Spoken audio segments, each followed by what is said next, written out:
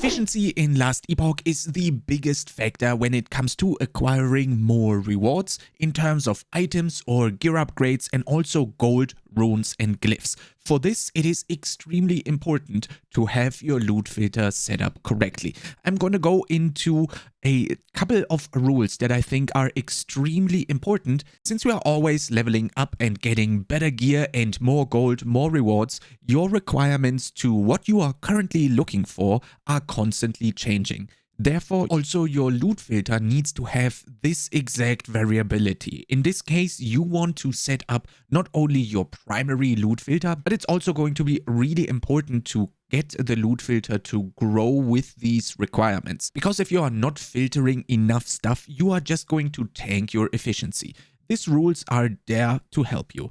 In this case, you are going to go to your normal loot filter and you need to use the shatter and removal affixes, because then you are going to hide way more stuff. For example, you are going to have an affix group that includes all of the very important stats that your current build needs. In this case, it's 41, and I am using a pretty strict form of filtering here with I want to only see the shatters and removals of these affix group with 2 affixes on them, and they need to be higher than tier 3. In this case, you are already cutting out, let's say, 80% of the items that are in the game, which is a very good thing if you want to keep up with the efficiency. In this case, you are going to copy this rule right here with your preferred affixes, and then a 2 and a 3 up here. And then we also want to have the same one, but this time we are going to emphasize it because this is going to be the same affix group, but with 3 of the affixes on the item. We're still going for the 3 right here.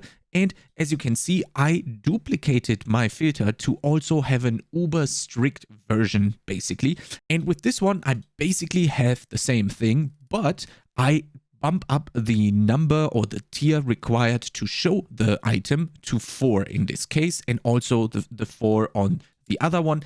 So depending on if you choose the strict or the uber strict version, you are going to be able to just pick up the filter and not have to worry about it. This is also going to be very handy when you go into the next cycle, because then you don't have to remember, oh, what did I change? How do I get this back? Now, because you don't want to be hiding all of the stuff when you're around level 50 or so. So it's very important to duplicate your stuff so that you basically keep a snapshot of the current filter in its current strictness for that given level frame, basically, or level range. And then you are going to create a stricter one for the higher level range. In this case, again, strict and uber strict. And this basically instantly increases the strictness of your filter with the click of a button, with the ability to instantly go back, right? So don't overwrite and constantly override your filter, making it more strict, more strict, more strict, because if at some point in a new season you are deciding to play the same build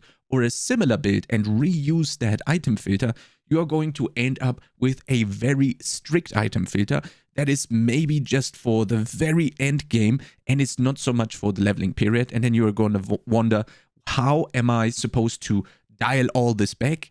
And then you need to redo all of the changes that you did because you are, again, increasing your level range and then want to increase your strictness accordingly. So the duplicate button is extremely helpful. And then you could also maybe add level ranges if you wanted to. But way more important than that is that you want to also add this third rule right here, the recolor, shatter, removal, important affixes. This is basically just a duplicate of the previous 2, but it has way less affixes, because you always want to have the hybrid health showing, for example, all of the time. And this time you are going to show the item when there is at least one of these important affixes, because again, they are important, but this is where your personal preference comes into play. For example, on the strict one, you could go with a 2 here. And then on the uber strict one, if you so decide to, you could go with a 3, for example, just to be safe. And then if you see too many items, you could fine tune it again. So for example, for the strict one, you would go back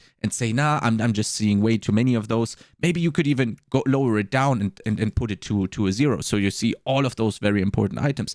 This obviously is very fluid and dynamic depending on how many affixes you have in the very important ones, but this is up to you to decide on the fly, and it's very easy to change this because you only need to change this number right here for the very important affixes. So for example, I'm settling here with a 3 because I'm very far into the end game already for the strict version, and then for the uber strict version, for example, I'm gonna go with a 4, for example. Ideally, these 3 rules should go between your show all unique set and if you have exalted items, and then you hide all the other class specific items, because you don't want these to be affected by hiding any bases that are not for your class, but they have the good and very important affixes. So make sure that if you have a hide all other classes specific items, then you create these 3 rules above the rule. One bonus rule that you can set up if your filter is already very strict: just imagine you have a slot that you aren't really happy about. So for example, for me, it's this ring, and now I want to find a ring in particular. This is where this top rule is going to come in. You could also use this, for example, to find an item that you can then slam into a unique with legendary potential. That's why I call this slam ring, for example, because I recently slammed this ring in here. And then what you are going to do here is you are going to recolor it, emphasize something ideally that you don't have on your filter in general. For me, this is green, because green for me is just that dynamic thing that I need to pay attention to. I also emphasize it, but that's definitely up to you. In the case of finding something that you can then put in your unique to create a legendary item, you want to select the item type. In my case, that was the ring. I don't care about the subtypes at all, because I only want to use this ring as an improvement for the unique. So the requirements here are very loose, and it's very easy to find something here that you can probably use. You just want to put exalted here, so you find all of the T6 items and then they are going to be shown to you. This is not actually going to clutter your screen as much as you might think, because there is not going to be too many items that are actually a ring and are exalted. And if they drop, you will just pick them up very, very quickly. And since that is literally the only thing that you are currently looking for, in my case, for example, when I was about to slam this ring, I was blasting through the echoes, picking up all the stuff from the Shatter rules here, and that was perfect. And then if I saw a green item, I remembered, oh, okay, that must be a ring. Let's have a look at the ring after my echo run. Then I had a look. It was good, it wasn't good, maybe I shattered it, maybe I just threw it out of the inventory. And then I went into the next echo. This rule can definitely be used in the uber strict versions if you are heavily targeting something and you ideally need it yesterday. So this rule is going to come in very handy, and therefore should always be at the very top if you are looking for something specific. If you have any questions to loot filter or want to know something specific, I'm going to be online on the Twitch that is going to be linked down in the description and also in the pinned comment below. And if you like content similar to this, make sure to subscribe to this YouTube channel, and I'll see you next time.